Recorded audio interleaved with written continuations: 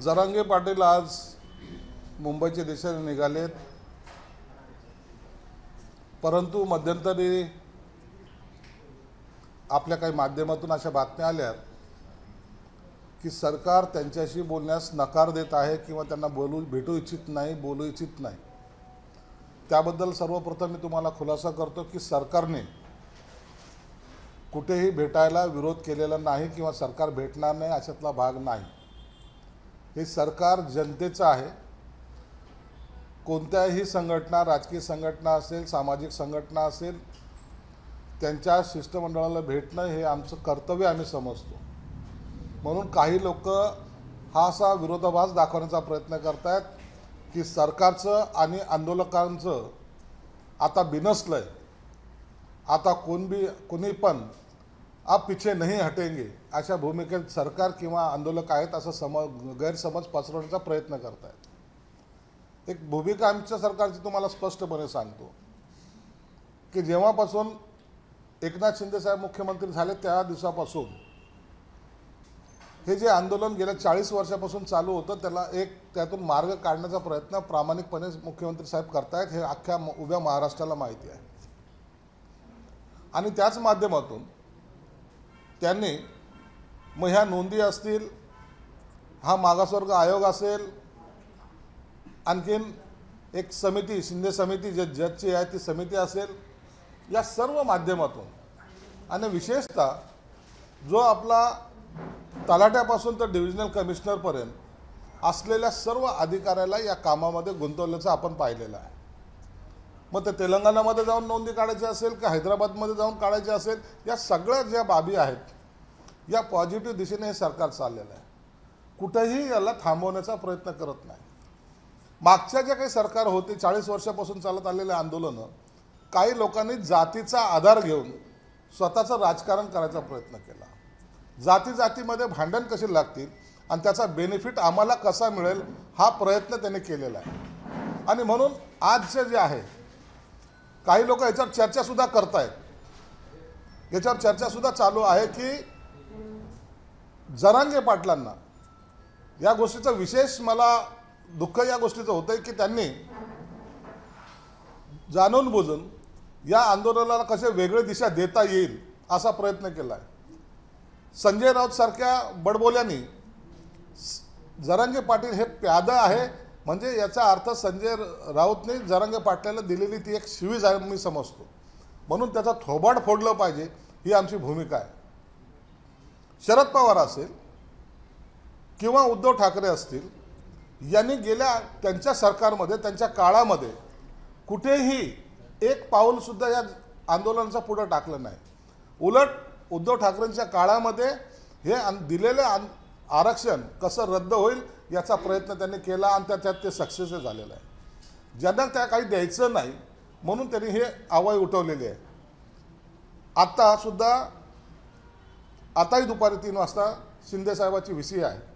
अनेक गोष्टीचा ते रोज त्याचा डेली फॉलोअप घेत आहेत। एक गोष्ट मुद्दामून नमूद करावीशी वाटते की जरांगे पाटलांना सरकारचे मुख्यमंत्र्यापासून अनेक मंत्री, मग उदय सामंत असतील, ते भुमरे असतील, ते आणखीन महाजन असतील, अनेक मंत्री भेटलेले आहेत, अनेक आमदार भेटतात आणि त्यांना सरकारची भूमिका समजून सांगतात। हा डेली टचचा जो प्रोग्राम आहे तो आमचा आहेच आहे, परंतु त्यांच्यावर फोनवर अनेक वेळेला मुख्यमंत्री साहेबांनी संवाद साधला आहे। आम्ही पडद्याच्या मागून काही बोलत नाही, आम्ही सुद्धा ओपनली सर्व गोष्टी मांडतोय।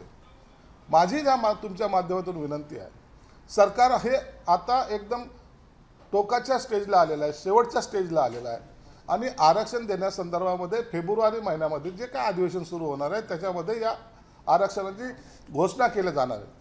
काही लोक आणखीन त्याच्यातही गैरसमज पसरवण्याचा प्रयत्न करत आहेत। ते असं म्हणत आहेत की फेब्रुवारीमध्ये हे जाणून बुजून हे अशासाठी म्हणत आहेत की आचारसंहिता लागेल, मग हे आरक्षणाचा मुद्दा पुढे जाईल की काय, ही शंका काही लोकांच्या मनात आहे। कृपया अशी कोणतीही शंका बाळगण्याचं कोणतंही कारण नाही। मग एवढं सर्व जे पॉझिटिव्ह असताना, संवाद सुरू असताना, आता आपण जे काही जरांगे पाटील जे आंदोलन करतायत त्यांना आमचा विरोध नाही, लोकशाही मार्गाने ते काढलेलं आंदोलन आहे। परंतु एक गोष्ट लक्षात घेतली पाहिजे, आपला वापर कोणी करतंय का ह्याच्याकडे सुद्धा लक्ष दिलं पाहिजे। आपल्या आंदोलनाचा इतर राजकीय लोक काही फायदा घेत आहेत का? राजकारणासाठी जर आपल्या समाजाचा किंवा कुणाचा वापर होत असेल तर ते गैर आहे असं माझं स्पष्ट मत आहे. त्या आंदोलनामध्ये एवढी सकारात्मक भूमिका असताना जे बांधव आहेत, जे आपले बांधव आहेत, मग ते लहान मुलं असतील, महिला असतील, वयोवृद्ध असतील, यांना हा प्रवास जो करायचा आहे त्यामध्ये त्यांना काही त्रास होऊ नये ही सरकारची इच्छा आहे. आजारही असू शकतात, कुणाला काही त्रास होऊ शकतो, हे आपण रिस्क का घ्यायची हा माझा सवाल आहे. म्हणून तुमच्या आंदोलनाला सकारात्मक सरकार पाहते. आजही त्यांना वाटत असेल की सरकारची त्यांची बोलणी व्हावी. निश्चित सरकारचे दरवाजे उघडे आहेत, 24 तास उघडे आहेत. जेव्हा म्हणेल तेव्हा सरकार बोलणी करायला सर्वांसमोर पडद्याआड नव्हे ते तयार आहे. आपण यावं, बोलणी करावे, परंतु आपल्या या आंदोलनामुळे इतरांना त्रास होऊ नये याची आपण सुद्धा काळजी घेतली पाहिजे. आपण सुद्धा या समाजाचे घटक आहोत. हे घटक असताना आपला वापर या बाकीच्या लोकांनी करू नये एवढी तुम्हाला विनंती आहे. दुसरीकडे जरांगे पाटलांचं जे आंदोलन आहे ते कुठेतरी सरकारच्या अडचणी वाढवताना पाहायला मिळत आहे. वेळोवेळी त्यांच्या भूमिका या देखील बदलण्याचं पाहायला मिळत आहे. एकूण कशा पद्धतीने हे आंदोलनाचं स्वरूप सरकार हाताळणार आहे, कायदा व सुव्यवस्थेचा प्रश्न उद्भवू शकतो. मुंबईत ते ज्या पद्धतीने मोठ्या प्रमाणात येत आहे. एक तुम्हाला सांगतो की सरकारचा भूमिका म्हणून एकनाथ शिंदे साहेबांनी छत्रपती शिवाजी महाराजांची शपथ घेऊन मी आरक्षण देणार आहे ही घोषणा जेव्हा केली त्या टायमाला काही लोकांना हा त्रास झालेला आहे. मग राजकारणामध्ये शिंदे साहेबांनी जर आरक्षण दिलं तर काय होईल, याचा परिणाम आपल्या राजकारणावर कसा होईल हे काही लोकांच्या मनामध्ये बसलेली भीती आहे. म्हणून ह्या भीतीपोटी हे लोक शिंदे साहेबांनी ला कसं अडचणीत आणता येईल, त्यांना कसं मुख्यमंत्री असताना या समाजामध्ये आणि ओबीसी समाजामध्ये संघर्ष कसा पेटवता येईल याकडे त्यांचं लक्ष आहे. म्हणून ओबीसी समाज असेल, मराठा समाज असेल, इतर समाज असतील, या सर्वांना बरोबर घेऊन जाण्याची ज्या मुख्यमंत्री साहेबांनी भूमिका घेतलेली आहे त्यांना हा पोटशूळ इतर विरोधी पक्षाच्या पोटात आहे. आणि आपल्या राजकारणाला आता शिंदे साहेब हे शह देत आहेत ही एक भीती त्यांच्या मनात निर्माण झाल्यामुळं या आंदोलनाला ते वेगळी दिशा देण्याचा प्रयत्न करत आहेत. दुसरीकडे एकूणच संपूर्ण चर्चा ही सकारात्मक त्यावेळी अशा बातम्या आल्या की सरकारने आता यापुढे चर्चा करणार नाही. ते जरांगे पाटील यांनी देखील उत्स्फूर्त प्रतिसाद देत म्हटले की आम्हालाही चर्चेची गरज नाहीये, आम्ही जर ओपनली या चर्चा केल्या नसता तर माझ्यासोबत घातपात झाला असं त्यांनी आरोप केलेला आहे सरकारवरती. त्याकडे आपण कसं पाहतो? असं कोणताही घातपात करायचा कोणाचाही काही मानस नसतो. घातपात हे विरोधी पक्षाच्या लोकांकडून होण्याची निश्चित शक्यता आहे. म्हणूनच आम्ही दरवेळेला त्या गोष्टीकडे गांभीर्याने पाहतो आहे. आणि संवाद हा असला पाहिजे, संवादाशिवाय प्रश्न सुटत नसतो हे तेवढं सत्य आहे. म्हणून संवाद कुठेही थांबलेला नाही आणि कोणीही टोकाची भूमिका घेतलेली नाही आणि जरांगे पाटलांनी सुद्धा ती घेऊ नये अशी विनंती त्यांना आहे. जरांगे पाटील मुंबईकडे यायला निघाले. आता वाटेमध्ये प्रशासनातर्फे त्यांच्याशी बोलणी होणार आहे का? आता 3 वाजता बैठक होणार आहे, त्यानंतर त्यांची वाटाघाटी होणार आहे का? सुवर्णामध्ये साधण्याचा प्रयत्न. वाटाघाटी असं रस्त्यात बोलणी सरकारने असं नसतं चालत. त्यांचे कोणते प्रतिनिधी असतील, त्यांना जे काही योग्य वाटत असेल मंत्रालयात बसतील, सह्याद्री आपलं जे शासकीय निवासस्थान आहे तिथं बैठक तिथं करता येईल.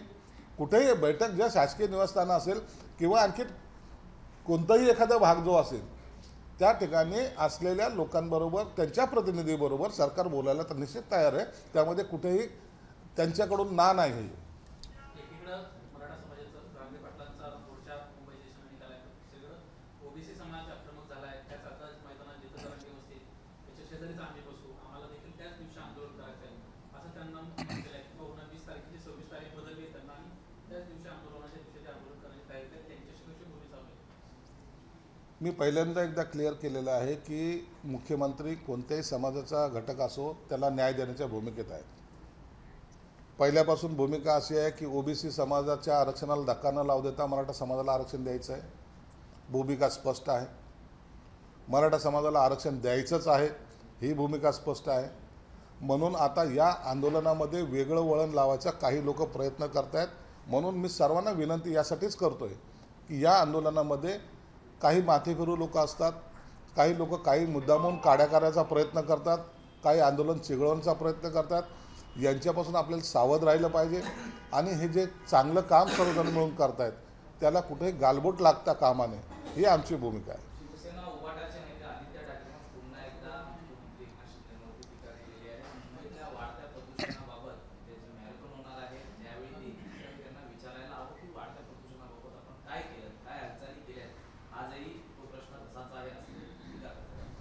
त्यांनी कदाचित मुंबईमध्ये मुख्यमंत्री साहेब ज्याला गल्लोगल्ली फिरणं म्हणतात अशा पद्धतीने मुख्यमंत्री साहेब स्वतः गेलेले आहेत.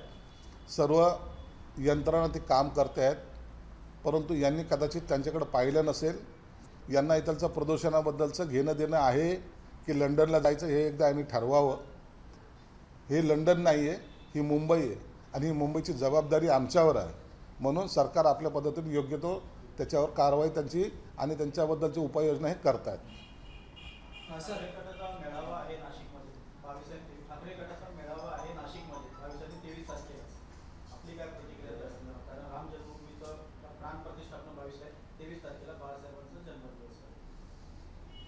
त्यांचा मेळावा चांगली गोष्ट आहे, परंतु काळाराम मंदिराचा इतिहास असा आहे की राम जेव्हा वनवासाला गेले होते त्या टायमाला काळाराम मंदिरामध्ये ते थांबले होते, म्हणजे तिथे थांबलेले वनवासाला जाताना. कदाचित हे सुद्धा आता मुंबईकडून वनवासाला जायच्या मार्गावर करत असतील, म्हणून ते नाशिकला थांबून तो मेळावा घेऊन जनतेला आता टाटा बाय बाय करण्याची त्यांची मानसिकता झाली असावी, म्हणून तिथं तो मेळावा घेत आहेत. देशभरात फक्त विरोधकांवरच ईडीच्या कारवाया का? एकही सत्ताधाऱ्यांच्या नेत्यावर का कारवाई होत नाही? मोदी ईडीचा वापर विरोधकांवर हत्यारासारखा करते, त्यामुळे आता कोर्टात जाणार आहे असं पवार म्हणाले. थांबवलं कोणी? अहो, तुम्ही इतका भ्रष्टाचार केलेला आहे, लोकांना एवढं सतवलेलं आहे, जे तुम्ही अनगिनत दौलत जादे जे झालेत ते सर्वसामान्यांच्या पैशावर डल्ला मारून झालेले आहेत आणि त्याची चौकशी होत असेल तर त्यात काही गैर नाही. 60 वर्ष सत्ता कोणाची होती देशामध्ये असेल की इकडे असेल, 60 वर्ष सत्ता कोण भोगतंय? आणि मग ह्या सत्तेपासून ज्यांना माज आलेला आहे त्या माजाला आता कंट्रोल करायचं काम काही एजन्स्या करत असतील तर त्यांची झालेली ही पोटदुखी त्याच्यामुळं निर्माण झालेली आहे. आणि म्हणून जो दोषी असेल तो जेलमध्ये जाईल, हे आता ठरलेलं गणित आहे. हे मोदी आहे, ना खाऊंगा ना खाणे दूंगा.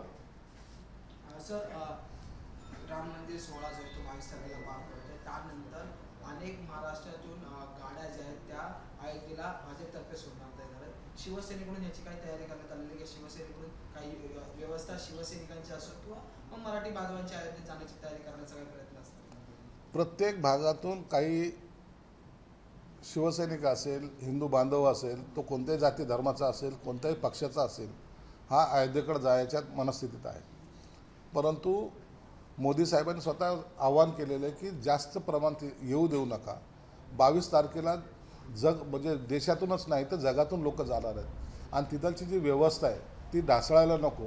मंदिर हे उभं राहिलेलं आहे, ज्यांना निमंत्रित केलं त्यांनी ते यावंच यावं, परंतु जास्त गर्दी करू नये हे त्यांचं आव्हान असल्यामुळं भाजप असेल, शिवसेना असेल किंवा हिंदुत्ववादी संघटना असेल, यांनी त्या मतदारसंघामध्ये प्रचंड असे कार्यक्रम आहेत. कोणताही महाराष्ट्रातला एकही मतदारसंघ असा नाही ज्या ठिकाणी ह्या राम मंदिराच्या दिवसाचे जल्लोषाचे कार्यक्रम होत आहेत. नाही सर, त्याच्यानंतर म्हणते 22च्या नंतर जाणारच. आता हे राम मंदिर हे 500 वर्षानंतर साकार झालेलं स्वप्न आहे, तर ते पाहण्यासाठी प्रत्येक भारतीय हा राम मंदिरच्या दर्शनाला जाणार आहेत आणि आम्हीही सुद्धा काही लोकांना घेऊन जाणार आहोत. दुसरीकडे प्रकाश आंबेडकर असंही म्हणतायत त्यांनी लिहिलेल्या पत्रात की हा RSS आणि भाजपचा कार्यक्रम आहे, त्यामुळे या कार्यक्रमाला ते जाणार नाहीये. त्याच्यानंतर म्हणजे उद्घाटन झाल्यानंतर किंवा प्राणप्रतिष्ठापना झाल्यानंतर ते जाणार आहे. याकडे कसं पाहता? स्वतः शरद पवार यांनी देखील पत्र लिहून तेच कळवलेलं आहे की मंदिर जेव्हा पूर्ण होईल त्यावेळी मी नक्कीच येईल. चांगलं आहे, रामाचं दर्शन घ्यावं. ते देवाला मानत नाहीत, परंतु ते रामाचं दर्शन घ्यायला जात आहेत, हीच एक मोठी बातमी आहे. म्हणून त्यांनी कोणी बांधलं कोणी काय केलं यापेक्षा रामाने त्यांना सुबुद्धी दिली हे काही कमी नाही आहे.